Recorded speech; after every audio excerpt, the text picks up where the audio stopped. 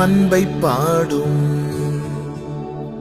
என் நாவும் நாமம் போற்றும். என் இதயம் உம்மில் மகிழும்.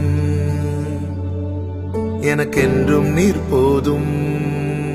இயேசு கிறிஸ்துவின் இனிய நாமத்தில் உங்களுக்கு என் அன்பின் வாழ்த்துக்கள்.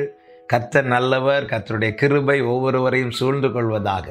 இந்த நாள் ஒவ்வொருவருக்கும் ஆசீர்வாதமான நாளாய் கர்த்தர் மாற்றி தருவாராக. ஆமோஸ் தீர்க்கதரிசன புஸ்தகம் 3வது அதிகாரம் 3வது வசனம். 2 பேர் ஒருமனப்பட்டிருந்தால் ஒழிய ஒருமித்து நடந்து போவார்களோ? கர்த்தருடைய பரிசுத்த நாமம் மகிமைப்படுவதாக. அருமையான வசனம். 2 பேர் ஒருமனப்பட்டிருந்தால் ஒழிய ஒருமித்து நடந்து போவார்களோ? ஒருமித்து 2 பேர் நடந்து போக வேண்டுமானால் 2 பேரும் தங்கள் காரியத்திலே ஒருமனப்பட்டிருக்க வேண்டும். வேதம் சொல்லுகிறது 1 கொரிந்தியர் 1வது அதிகாரம் 10வது வசனத்திலே, சகோதரரே, நீங்கள் எல்லாரும் ஒரே காரியத்தை பேசவும் பிரிவினைகள் இல்லாமல் ஏக மனதும் ஏக யோசனையும் உள்ளவர்களாய் சீர்பொருந்தி இருக்கவும் வேண்டும் என்று நம்முடைய கர்த்தராகிய இயேசு கிறிஸ்துவின் நாமத்தினாலே உங்களுக்கு புத்தி சொல்லுகிறேன். ஒரே காரியம், ஏக மனது, ஏக சிந்தை. இப்படிப்பட்ட அனுபவமே ஒரு மனம். இது இல்லை என்றால் 2 பேரால் ஒருமித்து பயணிக்க முடியாது. இன்று நம்மில் அநேகருடைய நிலை என்பது எப்படி இருக்கிறது என்றால், சபைக்கு வருகிறோம், பாடுகிறோம், துதிக்கிறோம், வார்த்தையை கேட்கிறோம், தெய்வ பிரசன்னத்தை உணர்கிறோம், ஆண்டவருக்கு ஆராதனை கொடுக்கிறோம், காணிக்கையை கொடுக்கிறோம், கர்த்தர் கொடுக்கிற வார்த்தையை, கர்த்தர் கொடுக்கிற நன்மையை வாங்குகிறோம், திரும்பி போகிறோம். இப்படிப்பட்ட நிலையில்தான் இன்று எல்லாரும் இருக்கிறார்கள். ஆனால் ஒருமித்து பயணிக்கிற அனுபவம் எத்தனை பேருக்கு இருக்கிறது? இன்று அநேகர் நினைக்கிற காரியம் என்ன தெரியுமா? நாம் கூடி வரும்போது அவர் வருகிறார் என்று. ஆனால் உண்மை என்ன தெரியுமா? அவர் நாம் கூடி வரும்போது வருகிறவர் அல்ல, நம் கூடவே வருகிறவர். நம் கூட வருகிறார். இந்த உணர்வும் இந்த எண்ணமும் யாருக்குள் இருக்கிறதோ அவர்கள் என்ன செய்வார்கள் தெரியுமா? அவருடைய சித்தத்துக்கும் அவருடைய எண்ணத்திற்கும் தங்களை விட்டு கொடுப்பார்கள், இசைந்து போவார்கள். என் சித்தம் அல்ல உம் சித்தம். ஒருமித்து பயணிக்க ஒரு மனம் தேவை. ஒரு மனம் உண்டாக அவருடைய சித்தத்துக்கு நாம் இசைந்து கொடுப்பது அவசியமாய் இருக்கிறது. அவரோடு இணைந்து பயணித்தால் மட்டுமே நமக்கு முன்பாக எழும்பி நிற்கிற எல்லா தடைகளும் சமபூமியாகும். பெரிய பர்வதமே, நீ எம்மாத்திரம் செருபாபேலுக்கு முன்பதாக சமபூமியாவாய். அவன் தனியே வரவில்லை, அவன் தலைக்கல்லோடு வருகிறான். அதற்கு கிருபை உண்டாவதாக, கிருபை உண்டாவதாக என்று சொல்லப்படும்.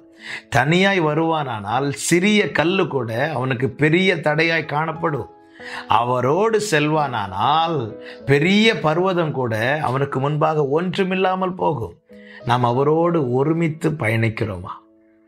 ஏன் ஒருமித்து பயணிக்க முடியவில்லை? அவர் சித்தத்துக்கு மாறாய் நம்முடைய விருப்பங்களும் நம்முடைய எண்ணங்களும் இருப்பதே காரணம். ஆபிரகாமை கர்த்தர் அழைக்கும் போது லோத்தும் உடன் புறப்படுகிறான். 2 பேருடைய போக்கஸும் எதன் மேல இருக்கிறது தெரியுமா? கானான் மேல, வாக்குத்தத்த தேசத்து மேல.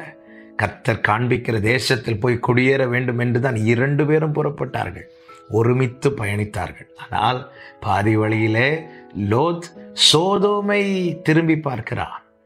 வாக்குத்தத்த பண்ணப்பட்ட தேசத்துக்கு போகும்படி இருவரும் புறப்படுகிறார்கள். ஆனால் ஒருவனுடைய பார்வை வித்தியாசமாகிறது, ஒருவனுடைய விருப்பம் வேறுபடுகிறது, ஒருவனுடைய வழிகள் வேறுபடுகிறது. வேதம் சொல்லுகிறது, ஆதியாகமம் 13வது அதிகாரத்திலே, லோத்து ஆபிரகாமை விட்டு பிரிந்து போனார். இன்று நம்மில் அநேகர் செய்கிற காரியம் இதுதான். நித்திய ஜீவனை அளிப்பேன் என்பதுதான் அவர் நமக்கு தந்த வாக்குத்தத்தம். அதற்கு நேராய்தான் நம்மை நடத்தி கொண்டு செல்லுகிறார்.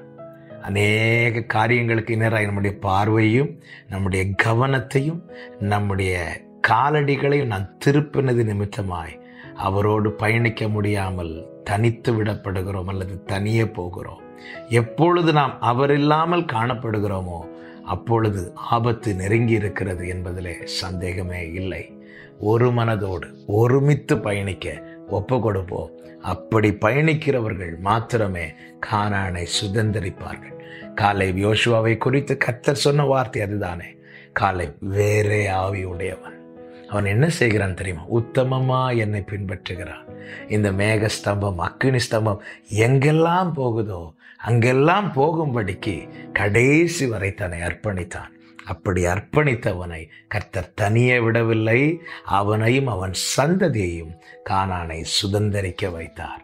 ஒரு மனதோடு அவரோடு ஒருமித்து பயணிப்போம், வாக்கு தத்தத்தை சுதந்தரிப்போம். கர்த்தர் அப்படியே அனுகிரகம் பண்ணி நம்மை நடத்துவாராக. நல்ல தகப்பனே, உம்மோடு இசைந்திருந்து ஆண்டவரே, உம்மோடு ஒருமித்து பயணிக்க எங்களுக்கு கிருபை தாரும். இயேசு கிறிஸ்துவின் நாமத்தில் பிதாவே, ஆமென், ஆமென்.